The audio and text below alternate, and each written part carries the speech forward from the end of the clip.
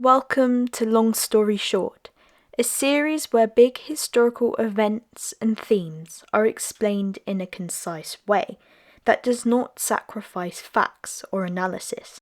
In today's episode, we're going to be examining the end and immediate aftermath of World War I to see how it contributed to both the breaking and making of German political regimes. It is the end of 1917, and Germany has been at war for 3 years, and the effects are beginning to show at home. The persistent Allied blockades on German trade routes already affected Germany's food supply, but the harsh winter of 1917, which would become known as the Turnip Winter, caused widespread starvation amongst the German people. There also was a great deal of dissent in the Reichstag, the German parliament, with a string of chancellors who could not win the support of the major parties, as well as a peace resolution which was ignored by the German army, who still pushed ahead with the Spring Offensive. The Spring Offensive failed, which began to show the cracks in the Kaiser's regime even more.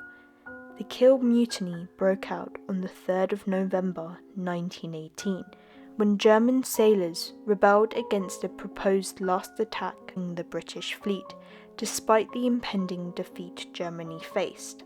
They soon were joined by civilian workers, and the revolt spread throughout Germany as workers began to set up their own councils. With it obvious that the war was lost, the Kaiser faced increasing pressure from his government, the Reichstag, and the German people to resign from his position. He abdicated from his throne and fled the country on the 9th of November.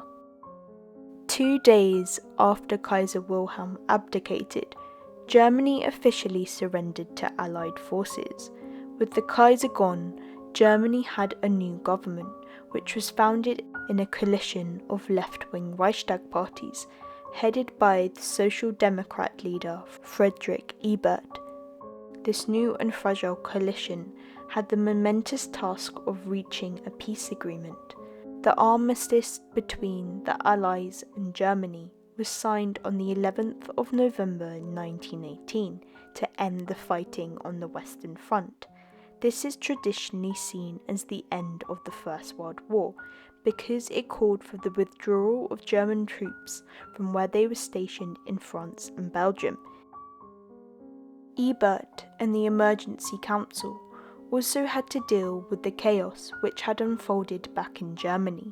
Slowly, some sense of order was established through agreements made with the army, as well as both trade union groups and capitalists, to support the new government.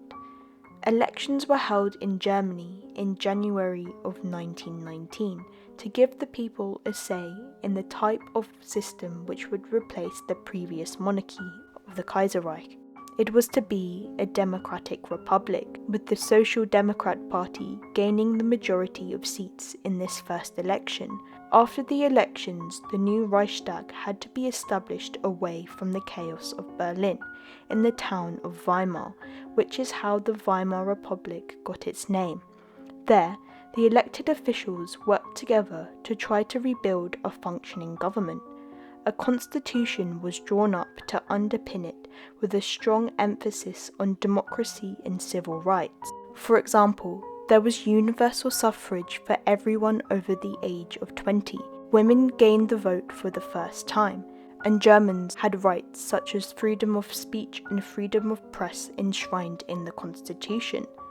But the constitution also had 2 articles which would later become problematic. Firstly, the Reichstag was elected through proportional representation, which, whilst implemented to ensure fairness and democracy, would later aid the rise of extremist parties.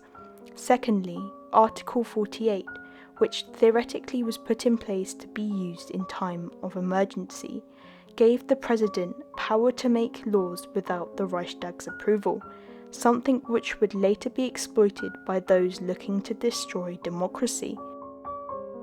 Whilst all of this was occurring for the Weimar government in Germany, internationally a more permanent peace was negotiated at the Paris Peace Conference of 1919. Many countries attended, including Britain, Italy, France, and the US, but Germany was barred, meaning that they virtually had no say in the terms of peace, which were to be put into force.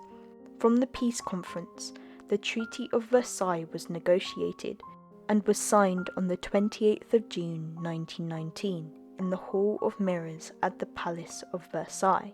The Treaty of Versailles was both written as a document of peace, but also as a means to disempower Germany.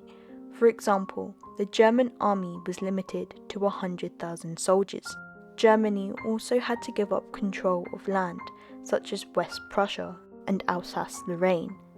The Rhineland also was to be demilitarized, but perhaps the most infamous part of the treaty was Clause 231, or the War Guilt Clause, which placed the blame for World War I entirely on Germany, so thus it could be demanded that they pay reparations as compensation.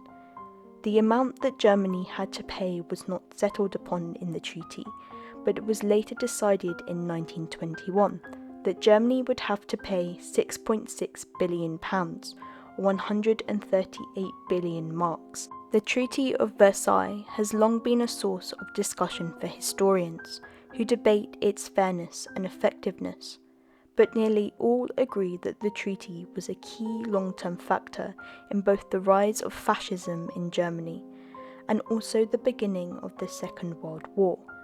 Not only did reparations severely weaken the Republic both politically and economically, it also sparked strong anger in Germans, who saw the treaty as a diktat, a dictated peace, a feeling which would later be moulded into extreme nationalism. Equally, many Germans, especially those who in their hearts still were loyal to the Kaiserreich and its militarism and conservatism, blamed the new SPD government for signing the treaty.